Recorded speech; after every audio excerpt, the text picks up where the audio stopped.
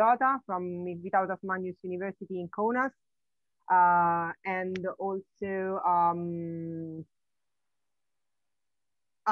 who is also expert in regional studies and of Eastern European and Baltic independence movements during the period that I just mentioned. And then we have also Professor Robert van Boren, who is a Sovietologist, and is also expert of human rights, and is chairing the Sakharov Research Center for Democratic Development of the Vytautas Manius University.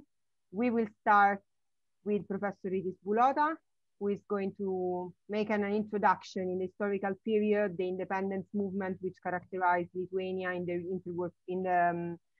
the late 80s, early 90s. Professor, the floor is yours. Thank you very much. Thank you for the invitation, and hello everyone.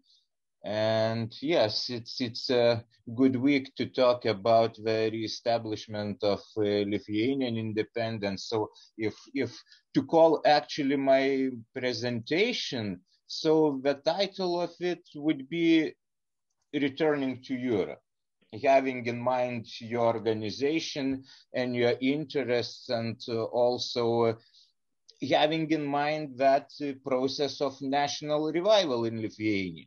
So, of course, just to map a little bit those historical events. So, of course, we can talk about the occupation of Lithuania before the Second World War and after the Second World War, when it was occupied by the Nazis and then liberated by the Soviets. But of course, it was another period of decades of unfreedom and being without sovereignty.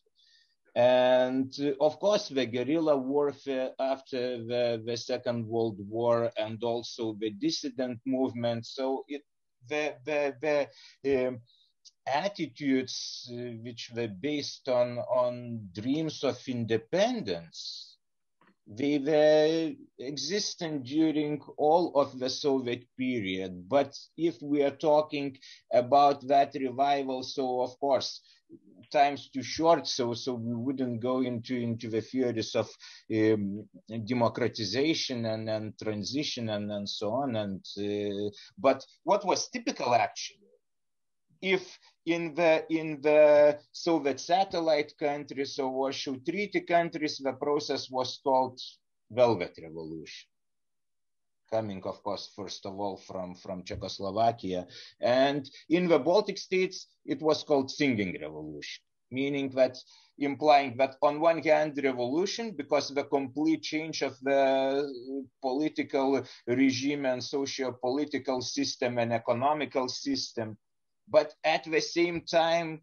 it was relatively peaceful. And of course, the change was happening through mass demonstrations, huge rallies, and of course, it was led by the social movement in Lithuania. It was called Sąjūdis, and then we are getting towards that. So, but this period of mass mobilization, it happened, if to use the political process theory, with opening of the political opportunity.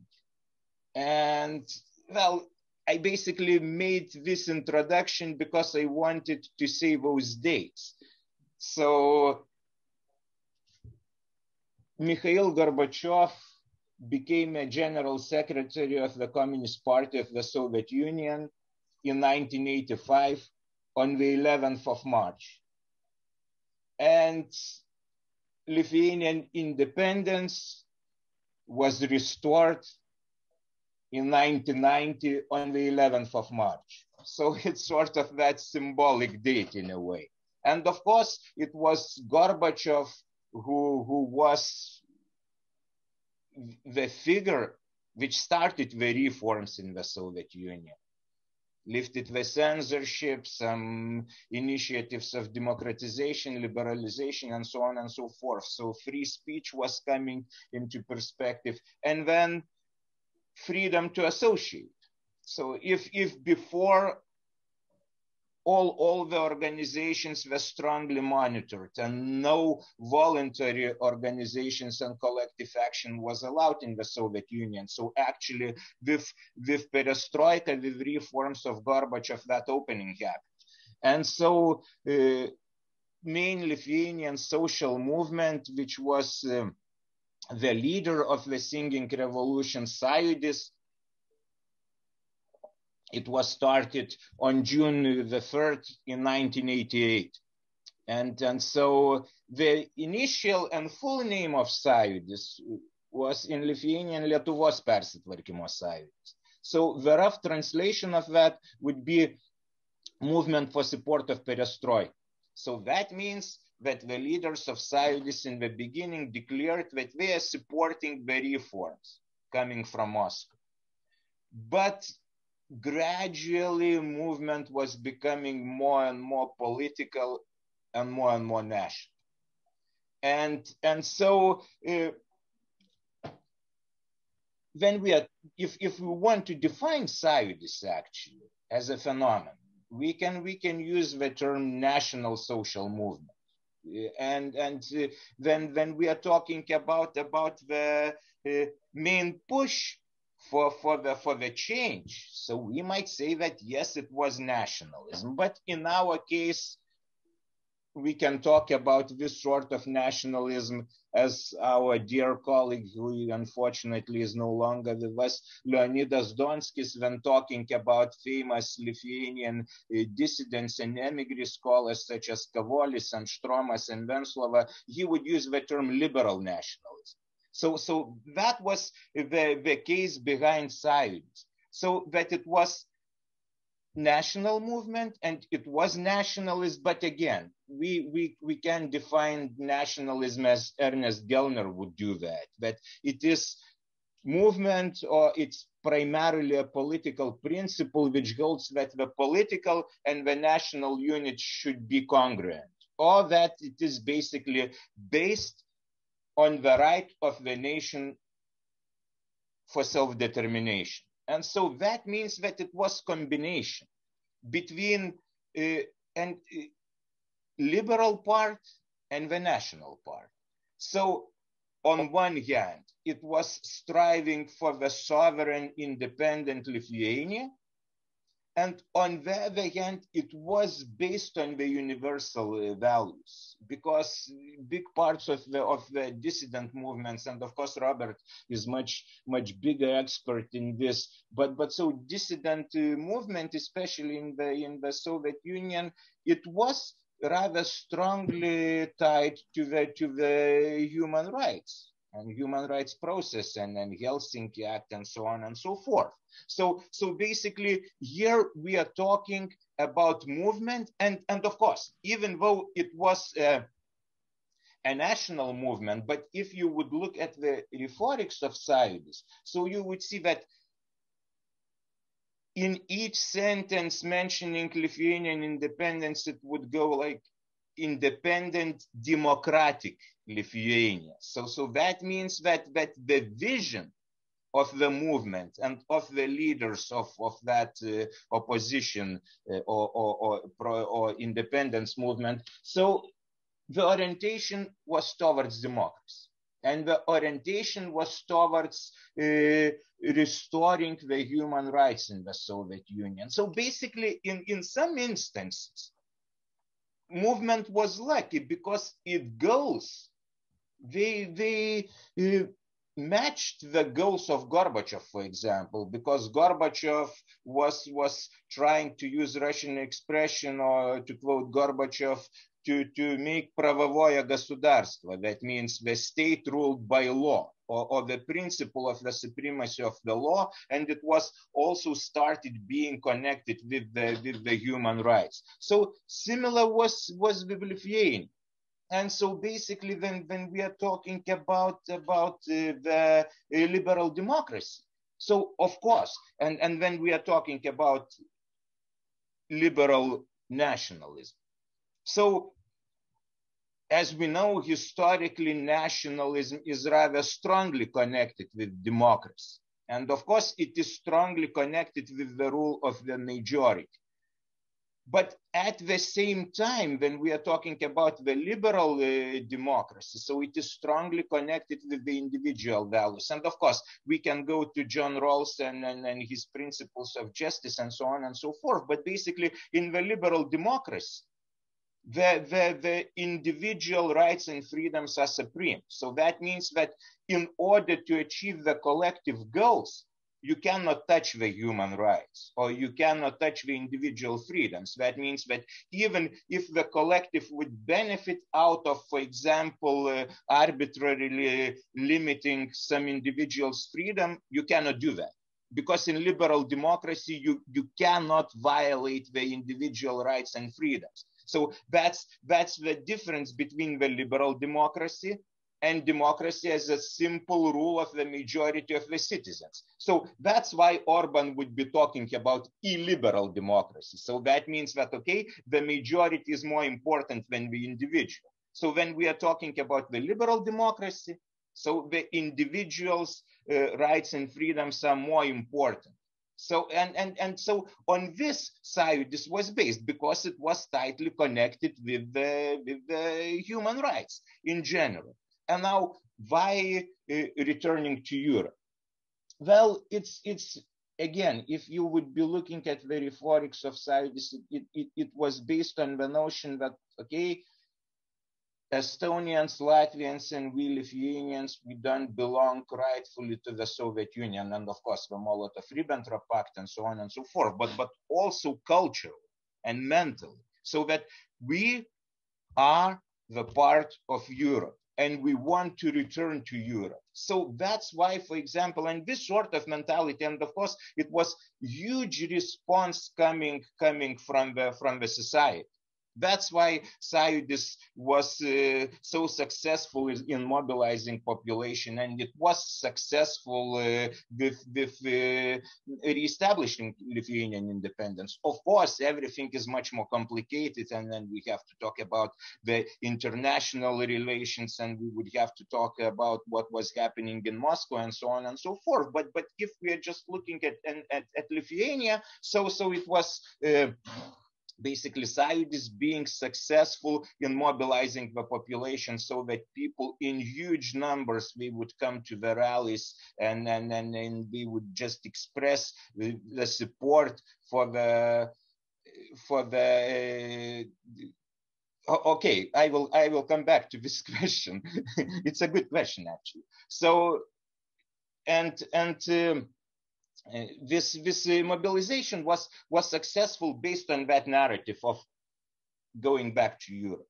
Now again, we have to have in mind that people were living behind the Iron Curtain and we didn't know about all the developments of Europe. And again, if you would be looking at the Engelhart's map of values and so on and so forth, you would see that actually these former Soviet or socialist societies are actually much more traditionalist than the Western societies, because those developments which were taking place in the West were not taking place behind the Iron Curtain. And so, of course, the best example would be, and I would almost verbatim quote Alexander Lukashenko. So before the elections in Belarus, he said that, okay, our society is still not prepared to have women as a leader.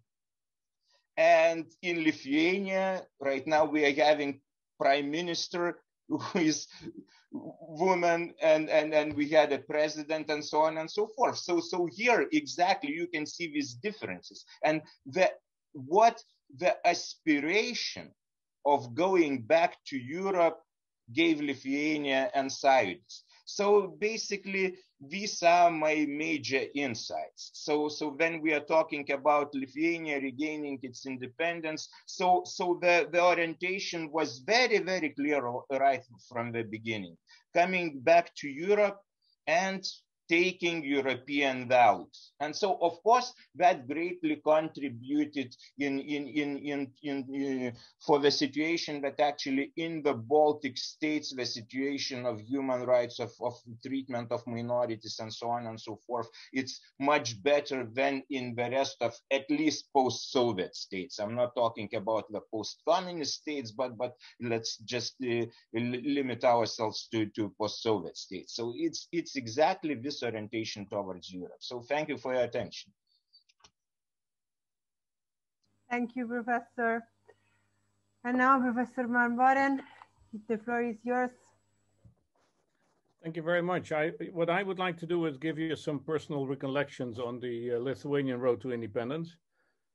And I have put them to paper for a very specific reason, and that is that Lithuania's history is very complex, and there are lots and lots of sensitivities, and so the exact wording is here always very important. So, as I said, Lithuania's history is a rich and also complex one, and the 20th century has seen many ups and downs. For most of the outsiders, these complexities remain hidden, yet they are so important to understand the sensitivities, the pride, and also the self-victimization of the Lithuanian nation. I would like to tell a little bit of the long and winding road that I followed in trying to know and understand, and also to find my own place within the Lithuanian community. I've lived here now for 20 years. I'm a Lithuanian citizen, yet at the same time, I'm still an outsider and will probably always remain such. So my first encounters with Lithuania as a national entity were somewhat unusual, but immediately underlined the specifics of the country's history. During my first trip to New York in 1980, I went to visit the General Consulate of Lithuania in New York, which was still there, with a very elderly consul and a seemingly even more elderly secretary, who proudly showed me photographs of the country that had been swallowed by the Soviet state and had been erased from the global map. And the encounter was a very strange one, particularly because of the emotions that I felt in the room, but which I couldn't really place. I was then working at the Bukowski Foundation in Amsterdam, a foundation supporting the democratic movement in the USSR. And when we opened up our shop with dissident literature in 1983, one of the most regular visitors was an old man from Lithuania who would sit at the long table reading books as if he was in his own study, and who attended all our meetings. He told us his story, but to us, again, it was a very strange one. He had been working for the Lithuanian radio in the late 1930s and during the first Soviet occupation. But when the Nazis invaded the country, he fled with the Soviet troops further to the east, joined the Red Army, and then continued to work as a journalist. He came back to Vilnius after the war, was arrested, sent to the Gulag, survived, and then returned again to Vilnius, and in the 1970s, he eventually emigrated to the Netherlands. He was a shy man, a man of very few words, very brief about his past, and little did we know then that the overwhelming majority of Lithuanian Jews who survived the war did so only because they were deported to Siberia as bourgeois, or they had fled east with the retreating Soviet troops and Soviet officials. And I didn't even know whether he had been a communist or not. All I knew was that now that he was not a communist now, and he missed his homeland terribly. But he was also not connected to the Lithuanian community in the Netherlands, and very much tried to stay away from it. And gradually we developed closer ties with the emigre communities, not only the Lithuanians, but also the Latvians and the Estonians. And in 1984 or 1985, one of our associates wrote an article about the Baltic countries for what was then the most respected Dutch newspaper. They published their articles quite frequently, but this time it came back with a note signed by an editor who was then and still now considered a prominent Soviet or Russia expert. And he wrote, Well, it's an interesting article, but it's more for historians. You know, the Baltic states are no longer and will not come back, surely. And just a few years later, they were on the road to independence, with Lithuania taking the lead. In the early 1990s, we actively supported the development of independent media in the country, training journalists, helping them with establishing links with colleagues abroad, and also supplying equipment. We also sent trucks of material aid to psychiatric hospitals in the country. And one of the most prominent reformers of psychiatry in the whole Soviet region was actually from Lithuania.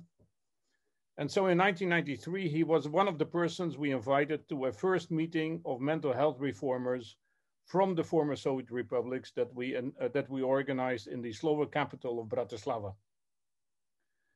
And during the farewell dinner, he decided to pronounce a toast, and did so half in English and half in Russian. Today, this might seem unimportant, but then it was a highly symbolic act. He stretched out his hand to his Russian-speaking colleagues, including several of them from Russia, expressing his wish to be friends and not consider them to be enemies who had occupied his country. And 10 years later, when the Baltic countries joined both NATO and the European Union, he was, until the very last moment, convinced that some obstruction would prevent this from happening. The sad history of Lithuania had made him wary, and he could not imagine his country would be finally safe, an integral part of Europe, and also defended against the potential aggression from Russia. For me, a Sovietologist who from early on was deeply engaged in the human rights movement in the Soviet Union, and as a result emotionally moved to this part of the world as a young adult, living in Lithuania is the perfect combination of living in the region of my interest and yet still in EU territory. Being a member of NATO and the EU has given Lithuania the security it much craved for. Yet at the same time, I believe that mentality and politically wise, EU membership came too early, and for a large part of the population at a very high price. Actually, I was triggered to teach Soviet and post-Soviet studies at my university because when my Lithuanian stepson was growing up, he noticed how things in Vilnius were different than in Amsterdam, and he was trying to understand why. But neither his mother nor his grandparents wished to explain. To them, the Soviet Union was something they rather forget. So I tried to tell these things from my perspective, and then I saw that his friends from school were facing exactly the same predicament as he did. Nobody was explaining things to them. But then how can we expect young people to leave behind Soviet times when it's unclear to them what actually Soviet means and how destructive this Soviet period has been and actually continues to be right now today? Over the past 5 or so years, I've started to feel that Lithuania is finally truly becoming European. Vilnius is, of course, very much in front and ahead of the rest of the country. But Kaunas is now really following suit, and so are smaller cities like Klaipėda. Yet the countryside is still lagging very much behind, and there is the problem of the young people moving away, leaving the elderly behind, which results in decay, widespread alcoholism, and the effects of dementia in an ever-aging population. Much of my professional life is related to the issues of mental health. And in that respect, Lithuania is a nucleus of all problems. The trauma of the past, both individual and collective.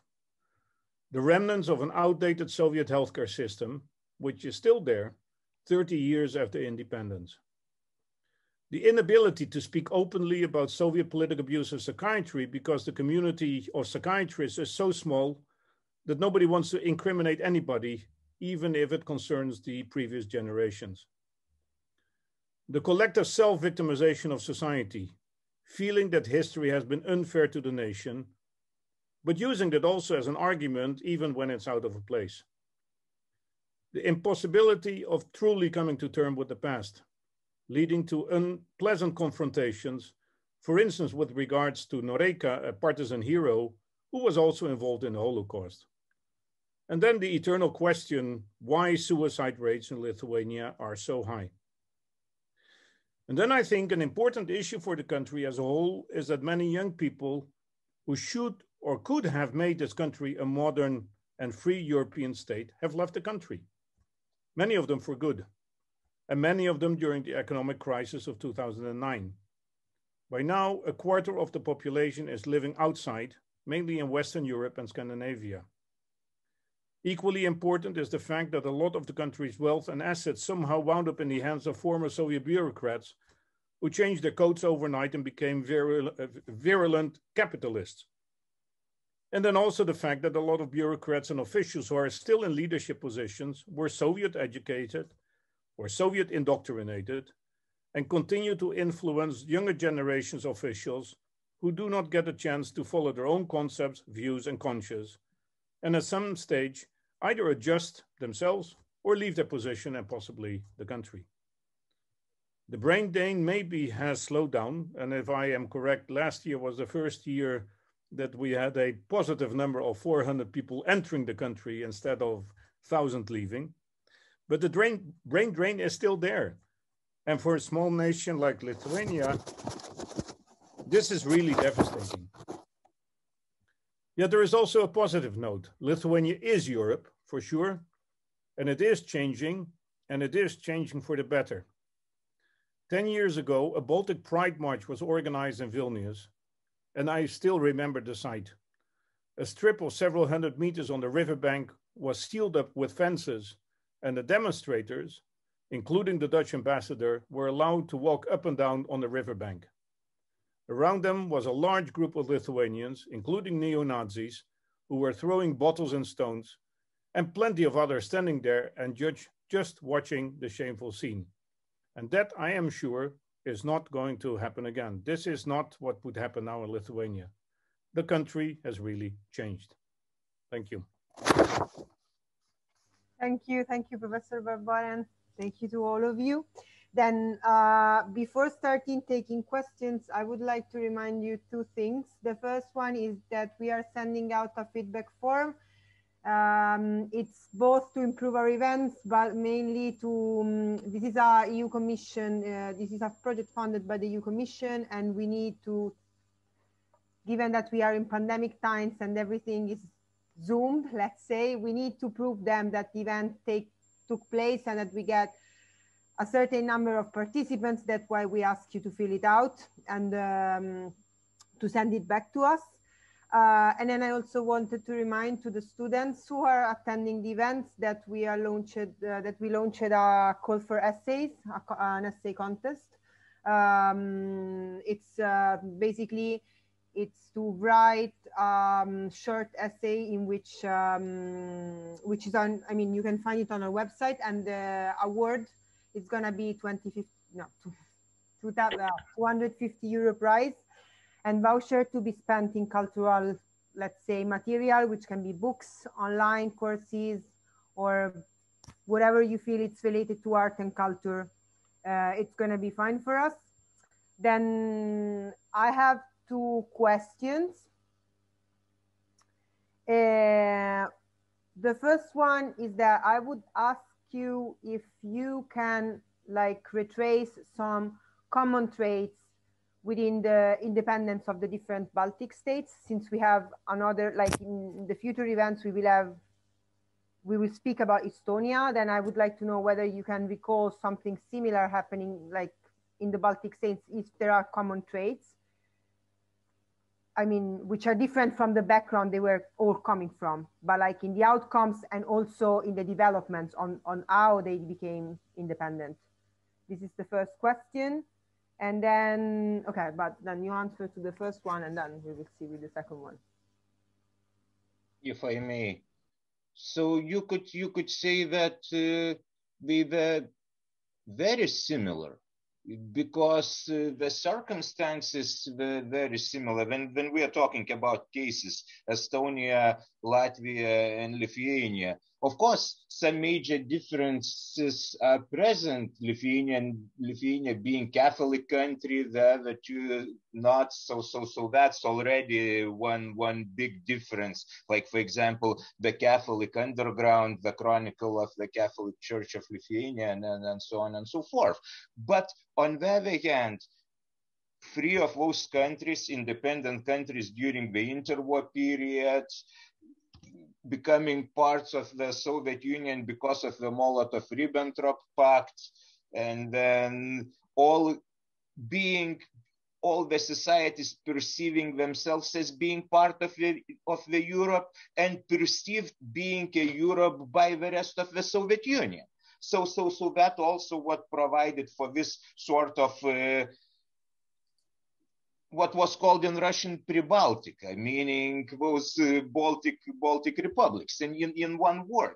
And so also singing revolution, when you are saying singing revolution, you are talking about all three Baltic countries. So that means plenty of singing literally involved, and huge mass rallies and so on and so forth. And for all of them, the foreign policy orientation was the same. So after the reestablishment of independence, again, the main difference was the ethnic composition. So in Lithuania, it was around 80% of ethnic Lithuanians. So, for example, with citizenship, it was absolutely no controversy involved. So it was zero option citizenship policy, meaning that all the permanent residents of Lithuania got the Lithuanian citizenship automatically.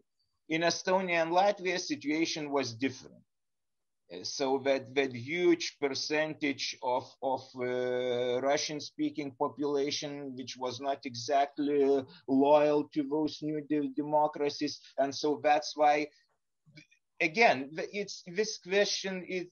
This answer is a little bit related to that question about illiberal democracy. So the case of illiberal democracy would be ethnic democracy, meaning Lithuania for Lithuanians, Hungary for Hungarians, or I don't know, Denmark for Danes. So and it was sort of Estonia and Latvia, the risky close of being ethnic democracies, because the citizenship was awarded only to those people whose ancestors were the citizens of the interwar republics.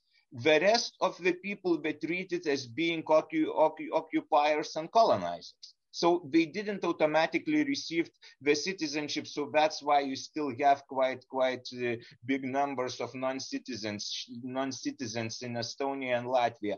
But technically, you cannot call them ethnic democracies because ethnicity was not important, actually. If you are ethnically Russian or Jewish or Dane, and if your grandparents or your other ancestors were citizens of Estonia and Latvia during the interwar period, you automatically became Estonian or Latvian citizen. So formally, it was not about the ethnicity. But so basically, of course, that influenced the developments in these countries, both the ethnic composition, but also the religious background, meaning that Lithuania, as is quite typical about Catholic countries, religion is playing quite a big role. Well, not as big as in Poland or even in Italy, but still rather prominent. And then Estonia is one among the least religious countries in European Union in general, together with Czech Republic. So these are also the differences. So basically, these are structural factors which provided for the different developments. Sorry for such long answer, but the question was rather big. No, it's fine. Thank you. Yeah, for me, what for me always stands out is, I used to frequent the dissident community in Leningrad, and particularly Moscow. Lithuania always stood out because you go to Lithuania to smell Europe, right? You go to Lithuania for the beach, Palanga, And for the sausages, because in Moscow it was impossible to get sausages, so you drive to Lithuania, get sausages because they were the best in the world. And the links between the dissident community in Lithuania and the Moscow-based or Russia-based community was pretty strong. It's also why Lithuania had a Helsinki group, just like in Moscow. The Estonians did not. And the interconnection, Mart Niklus, he is still alive. He's living in Tartu. He used to come to Moscow. But the links were not so strong. I think one other very interesting aspect about Lithuania, and this is something which I think in the coming years will be, analyzed more and more thoroughly, is that Lithuania had the communist leader Sniečkus, who at the same time very actively opposed the Russification of Lithuania. I mean, this is one of the factors that explains why the number of Russians that, started living here is much less than in Estonia and in Latvia. Mm-hmm. And you see this very interesting thing that the guy who at first is, he's a bloody communist and he was a collaborator with the occupants, et cetera, suddenly gets a different flavor. Someone who also defended Lithuanian interests against against Moscow. And so this reassessment of history is an issue which Lithuania is just entering. The same you see with regards to the whole issue of the Second World War and the Holocaust, because the process that we went through in the Netherlands in the 1970s, early 1980s, understanding that things are not black and white. They are shades of gray. And not every Dutch person was good. Not every German was bad. The same is a process that is now starting to happen in Lithuania. And why only now? Because in the Soviet period, for 50 years, this could not be discussed. Everything was in the freezer. And so you're lagging behind in the process, but the process is going to take place. And I think it's an exciting period. Because it also helps form this Europeanization of Lithuania and becoming a full-scale democratic country based on the rule of law. Self-reflection is essential in a society. Actually, but about Sniečkus, if I may add, well, anyway, we are talking about Lithuania today. So actually, I would refer to Sniečkus that he was somehow similar to Ceausescu, meaning that he was feudal. He wanted to be his own master, so that's why he wanted to have Lithuanian population. He was caring a little bit about cultural issues, but same as in 1968 in Prague, it were tanks from all the Warsaw Treaty countries except for Romania, because Ceausescu thought, well, we could send those tanks, to Bucharest. So that's, there are some similarities, yeah. Okay, thanks a lot. Then I have a second question. I mean, you partially, both of you answered, but I wanted just to be more specific on that. Was there any thought about the possibility of an EU accession, or like as an entrance to the Western world, let's say, when the independence movement took place, or like the independence itself took place? Or it was much more just like a human rights or just independence approach for Lithuanian people? You want to start, Ritas? You can go. Well, the thing is that, and this is always with history, when you look back, questions appear that were not questions at that time. I remember the onset of the perestroika period, when suddenly everything became possible. Probably the most free period that I ever experienced, the late 80s, everything was possible. But the number of people that really thought that the Soviet Union would just disintegrate almost overnight was very small. Yes. Right. Andrei Sakharov was working on the confederation, on a new constitution, which would be a kind of confederation of independent or a confederation of free Soviet republics, right? And I mean, this was a guy with a long-term vision, but he never imagined that the Soviet Union would collapse. There is a fantastic film made by a Ukrainian filmmaker, Sergei Bukovsky, about how Ukraine became independent. And it was, you know, almost by coincidence. Suddenly, the leaders of Belarus, Ukraine, and Russia come together and say, well, we don't need the Soviet Union anymore. Let it be. And there is this fantastic interaction that one of them calls Gorbachev to tell him that they have decided to abandon the Soviet Union, to bury it. And Gorbachev is beyond himself and says, what do you think that the Americans will do? And then asks Shukhevich as the Belarusian leader. And he says, well, Yeltsin is just on the line with Bush, and he says, it's okay, right? I mean, completely crazy times. And now backwards, you think everything was kind of organized and long-term planning. No, a lot of things happened just ad hoc because they happened, right? They just happened. Yeah, and also Lithuanian independence, it was pre-Maastricht, so it was even no such thing as European Union as we know it now. And of course, if, for example, if the leaders of Sąjūdis back in 1989 would be openly saying that our vision is to join NATO, I mean, most probably the independence wouldn't happen. Yep. And you see, that's the thing. That's why it's so complicated to make the research, because the KGB and the informers, they were infiltrated even in the family. So even back in 1989, in for example, Sąjūdis sessions, they were not sure how many of KGB guys were sitting in the room. So they were simply were not talking about such things openly. So basically we cannot prove even if we would want to, if it was such visions. But of course, the orientation was going back to Europe. So basically, of course, it was in the backs of the minds. And of course, right after the establishment of independence in 1991, we already started like talking with NATO, and in 1994 the negotiations started. So you can see that, okay, it was always present, but during that period of Sąjūdis, of that national revival, so openly we were not talking about planning such things.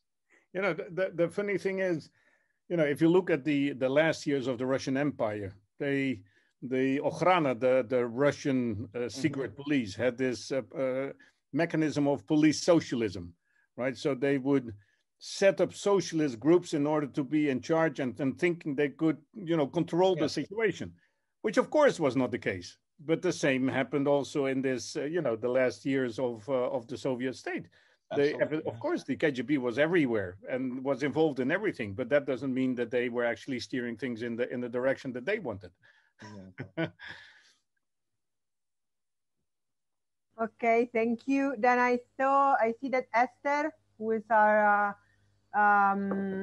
Hungarian UEF member and also scholar and experts, raise their hand. So if you have some comments, Esther, thank you. Thank you very much, Julia, for the word.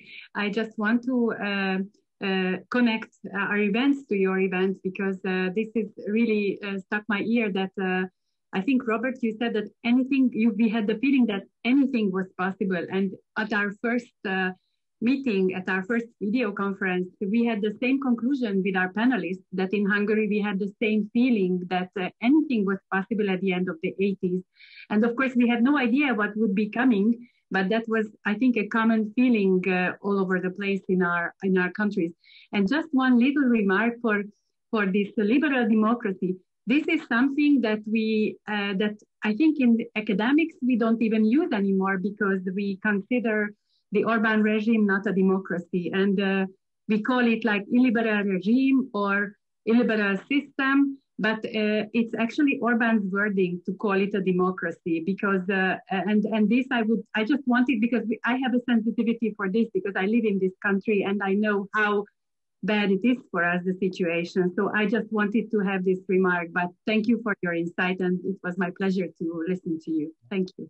If I may just, it might be because my background is strongly in political philosophy and I'm teaching political philosophy. So basically I'm referring to it in a Greek sense, like Plato or Aristotle. So that means political regime is defined by how many citizens are participating in it. So that means that if the majority of citizens, I stress that because of course in ancient Athens, that democracy was consisting only of males and Greeks. So that means that only very small part of the Athens, but it was democracy because it was majority of the citizens. So that's why you can talk about a liberal democracy and then being.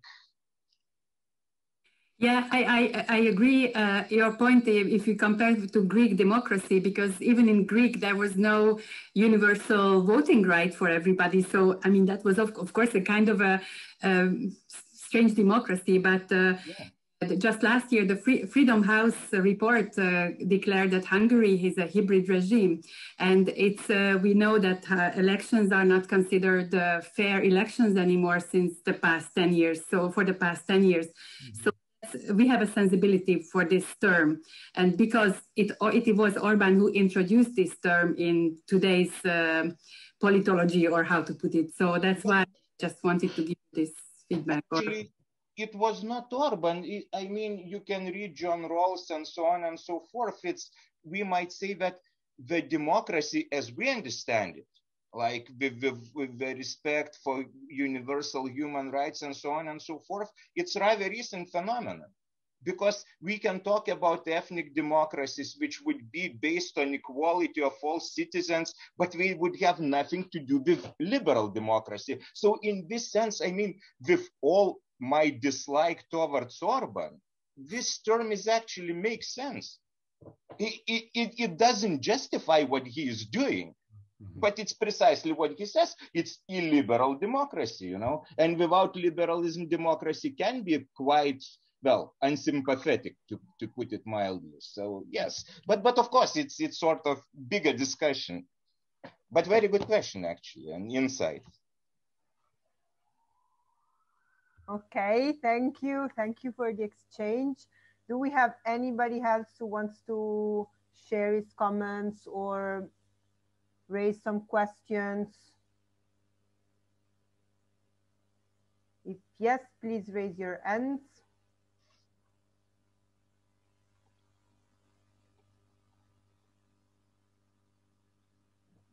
Okay.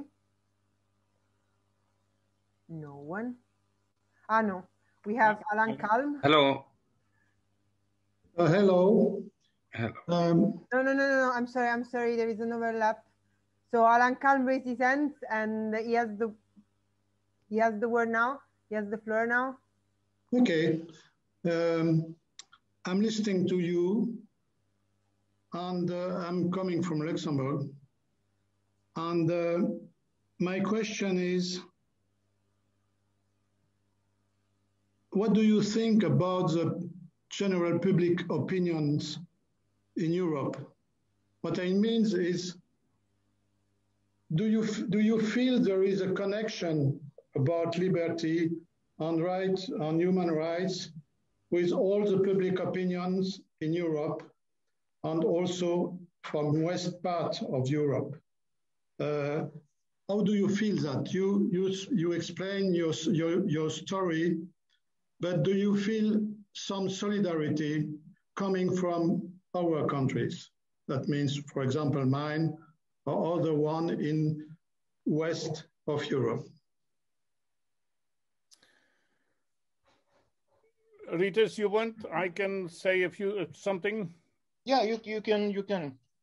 You know, I'm sitting on two stools, right? I mean, I grew up in the Netherlands, so my background, you could say, is educationally Western Europe, but I am living here and I feel connected to here. This is my home. And what I notice is, you know, it's very strange because on one hand, I can understand how it's of course generalization, but in general, how people in the West, politicians in the West, are looking towards this part of the region. But I also very well understand the irritation among politicians and the general population here as to the lack of understanding in Western Europe to what the history is of this part of the world. Because, you know, I was mentioning at the beginning, I was talking about this Lithuanian tendency of self-victimization and seeing themselves as victims of history. Mm. But actually they are also, you know, it's a feeling which is not based on nothing. 3 occupations in a row have a fundamentally traumatic effect on the country. And, you know, we now know in psychotraumata that you have 2nd, 3rd generation effects of trauma, but the same counts for societal traumatization or collective traumatization. And so it will take a long time for these countries to get back on track and to have their history history digested. And I think that in Western Europe, there is a very fundamental lack of understanding of this. You know, Netherlands was occupied for 5 years. France was, you know, France has its own complications with Vichy France, etc., etc. But we're talking about totally different time spans. This country was occupied for 50 years. I want to add a small thing. What I feel, I am all except a victim, of course. I'm very lucky, and what I think is that we are complementary. If I must understand what is liberty, I have to listen to you, because if you have the liberty, you cannot understand what it is to miss it. And we need you for that. And of course, if Europe means something, is that we must have the same values, and we must understand the same values. And of course, it's impossible to become European without this link, this solidarity between all parts of Europe, even if the experiences are different. And precisely, I cannot fight for liberty and human rights if I don't understand that. That's very simple. So we need all the experiences, and especially your experiences about that story. Mm-hmm. And the problem is how to reach public opinions on that subject. Because you cannot do it alone, and we cannot do it alone also. But I would say that actually, especially when we are talking politics, it was quite a big support. I mean, if we are talking about the macro level, so the Baltics are part of NATO and part of European Union. And then if to talk personally, so I went to study to Denmark back in 1992, and then I was studying in Norway, and us people coming from Lithuania, we always felt very, very welcome, and at that period, for example, of time. So, of course, we were a little bit exotic for those Danes, you know, so they would come and look at these strange bolts, you know, and so on and so forth. But yes, we felt that support, that's for sure. But of course, maybe I was lucky with my personal experiences, but I mean, if we combine how geopolitically these countries stand and combining that with personal experiences. So I would say that there is, or at least it used to be, quite a lot of solidarity and support. Okay, thank you. Then I have Florian Ziegenbalg, who raised his hand. Yeah, thank you very much.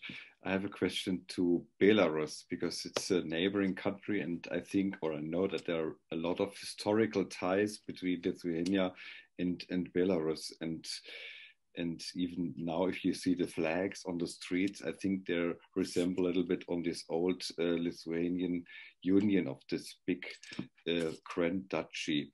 So what role does Lithuania plays for the development or for the actual process, or I don't know if I can already call it revolution or whatever, or what role can play or does play Lithuania for the trial to overcome the Lukashenko regime? Well, supporting yes, it's an interesting question, but supporting the activist Tikhanovskaya is in Lithuania now we can call her the opposition leader. Also, different institutions of higher education working in Lithuania of Belarus, let's say, origin or whatever, if you are talking about institution. In our university, I'm working also with a couple of students. It's the program of public administration, and it's people from Belarus. So actually those connections, they are rather tight. And then of course neighboring countries and quite a lot of common history. So I would say that different support actually is coming from Lithuania, both politically but also accommodating those people who were forced to leave Belarus actually because of the events. Okay, I wouldn't call yet those processes revolution, but let's say period of mass mobilization. You can call it that. So yes, but I would say maybe Robert would add something to it. But there are rather tight connections, both institutional and. I think. Well, first of all, I think Lithuania is a refuge. Like, there is a large Belarusian community here. The Coordination Council is here, of course, but there are, traditionally there has been a big Belarusian community here. And the number of refugees coming in is increasing very rapidly. So from here, we're trying to help. Belarus itself is a very interesting country, let's put it that way. I can give you a very nice story. In 1994, we organized a conference in Kiev about the political abuse of psychiatry in the Soviet Union. And so there were representatives from all the republics, also the Baltic countries, and et cetera, et cetera. And so there was also a guy from Belarus. And this guy at a certain moment got up and said, Robert, we did a very intensive investigation. And I can tell you happily that we never interned any dissident in a psychiatric hospital. And so, he was very happy and said, yes, but Roman Yevstokhnevich, you didn't have dissidents. And he started laughing because, of course, he knew that there were no dissidents. Belarus never had the dissident movement. There was one Belarusian dissident. He was living in Moscow, and he was actually hospitalized in a psychiatric hospital for 8-9 years, right? And so what now happened after the election in August last year is a rebirth of a nation. It's unusual. We never expected this, that the people finally got enough of this and stood up. And of course, they are now going through a very difficult time, and I'm pretty sure that it will not be solved very quickly, and that the repression, which is massive at the moment, will only get worse in the years to come. But I think they made the change within their national psychology, which the Ukrainians made in 2013, 2014 with Maidan. Because, mind you, Ukraine was a country, I've been there, I've lots and lots of friends there. I've been working there for 30 years. It was a country which, as this film of Bukowski shows, it was a country which almost by coincidence appeared on the globe, on the map, right? And so a lot of my friends had, they had the Ukrainian passport, but they hardly understood what it actually meant. There was no feeling of national identity, except for in Western Ukraine. Maidan was the fundamental change. The country became a country, and people were willing to go as volunteers to the front and fight and die for it, right? And I think what we now see in Belarus is very similar, and it's a point of no return. Sooner or later, Lukashenko is going to disappear. And I think one of the guys who really wants to get him out of the way is sitting in the Kremlin, Putin. For him, he must be a complete disaster. You know, the guy is a lunatic. It's a kolkhoznik. But you cannot just get him out of the way. You need to do it in such a way that you don't lose Belarus. And this is a very, difficult kind of game that he is facing, because the longer he waits, the more chance it is that Belarus will start looking westwards towards the European Union. Whereas at the moment, it's not an anti-Russian country, but it can become an anti-Russian country. And I think this is a very, difficult political game which is at the moment going on.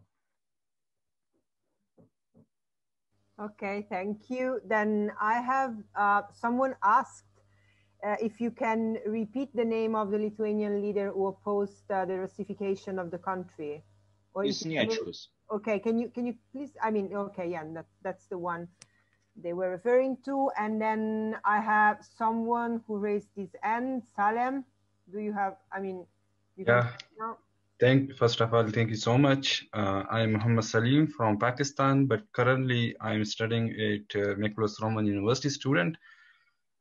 This one, this session is really important for me to learn politics and European countries, especially Lithuanian. So my question has to relate with the Lithuania. Can you a little bit explain about the democracy, that what types of democracy exists in Lithuania? Basically, I'm from Pakistan, so I know about the democracy, that how many party systems and their parliament and their national assemblies, and how can they select their prime minister and their president. So you can just to describe if it's possible. Thank you.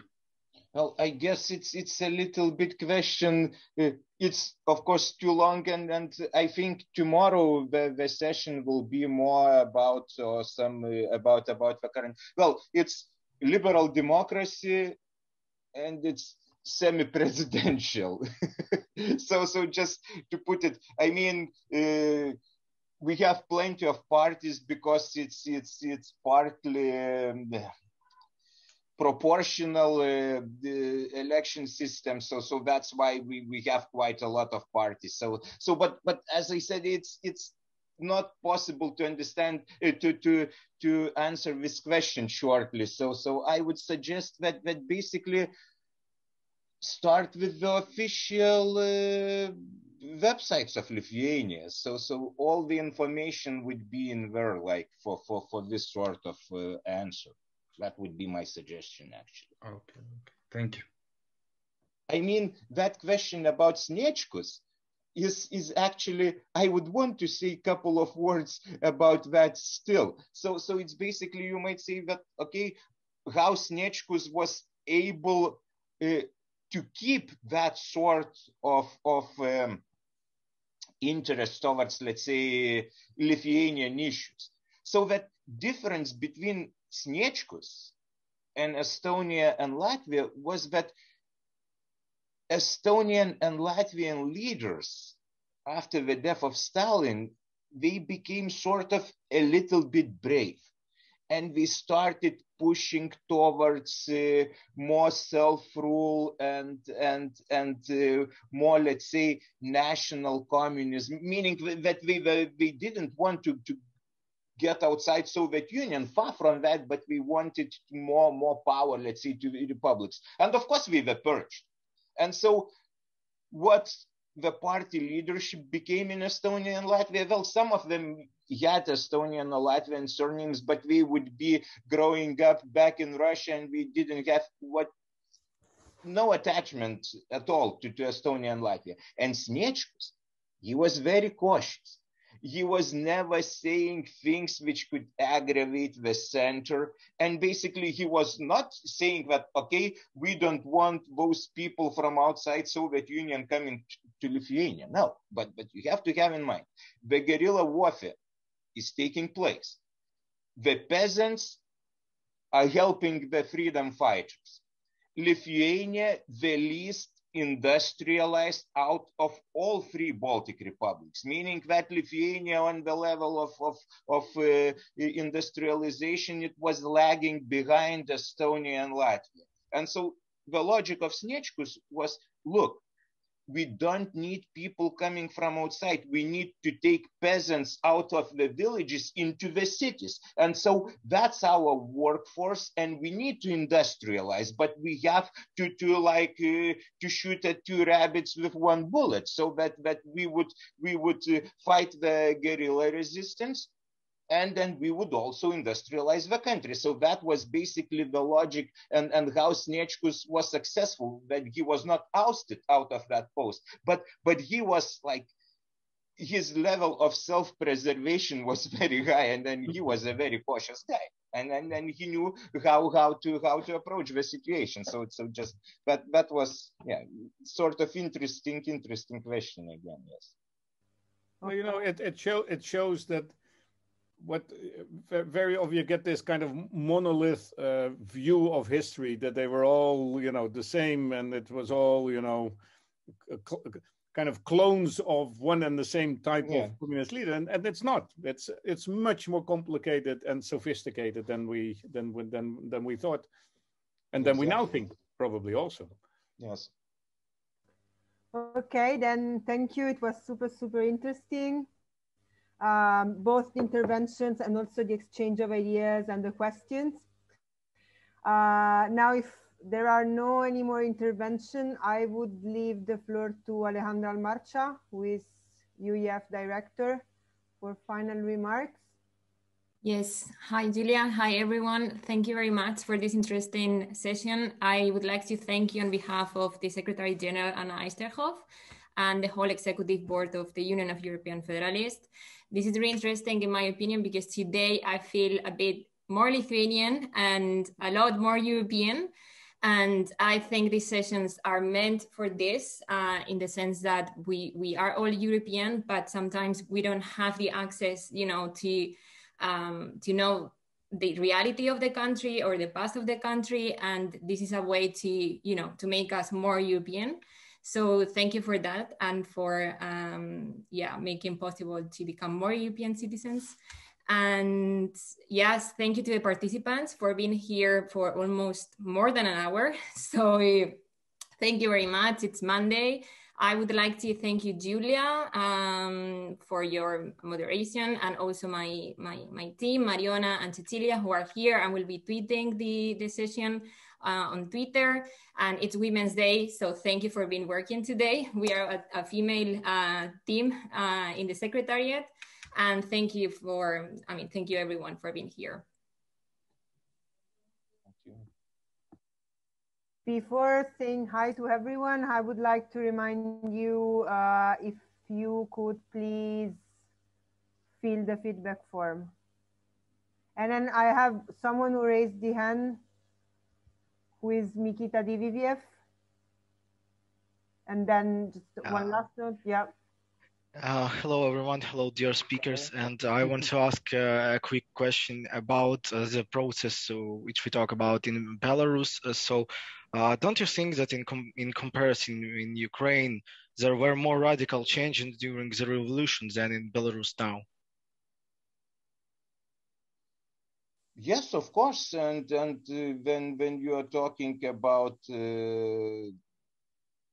Ukraine, so you have to talk about Orange Revolution, and so of course, if you are looking back at the Soviet times, so as we were talking about Lithuania, and we had Sąjūdis in Lithuania, Estonians and Latvians, we had popular fronts and citizen committees, so it was more fractured a little bit in Estonia and Latvia. But then in Ukraine, we had Ruch, which was rather important social movement. So, of course, in Belarus, now it may sound paradoxical, but actually back in 1986, 1987, actually Belarus was more active than Lithuania, because it was Chernobyl, and Belarus was really affected by that, and people were not happy about the situation. So demonstrations were taking place back in Belarus at that time, but you would say that it was out of being angry.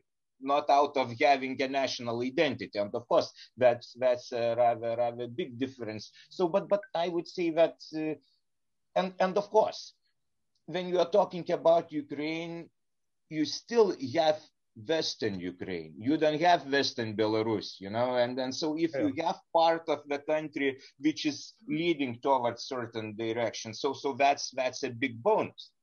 If you are referring to democratization as something good, so that's the major difference actually between Ukraine and Belarus, I would say. Yeah, and you know, yeah. But then you get, then we'll be sitting here for another 2 hours. I mean, if you go further back, Western Ukraine, you know, was part of Poland. Yes. Belarus lost a large part of the population during the Second World War. There are so many factors that play a role here. And actually, Ruch in Ukraine had a leader which was actually one of the few dissidents that I think had really the potential of becoming a political leader, Chernovol, right? Mm-hmm. But he dies in a car accident in '89. Just like Kostava in Georgia. I mean, we get into a historical, you know, mm-hmm. We can have a whole session about this, but it's very interesting because it also determines the various directions in which countries have been going in this region. Precisely. Yes.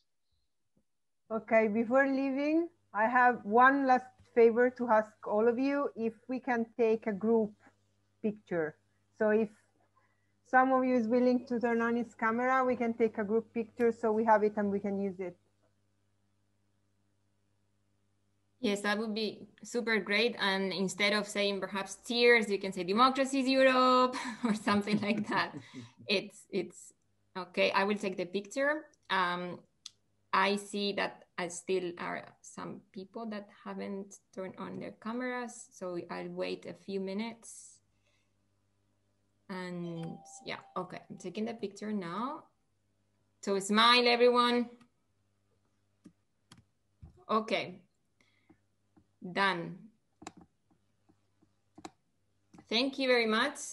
Okay, then it's done. Then thank you everyone, participants, the team and professors for attending and for bringing your ideas and perspectives to the event. We are gonna stay in touch in the next days. And really thank you again.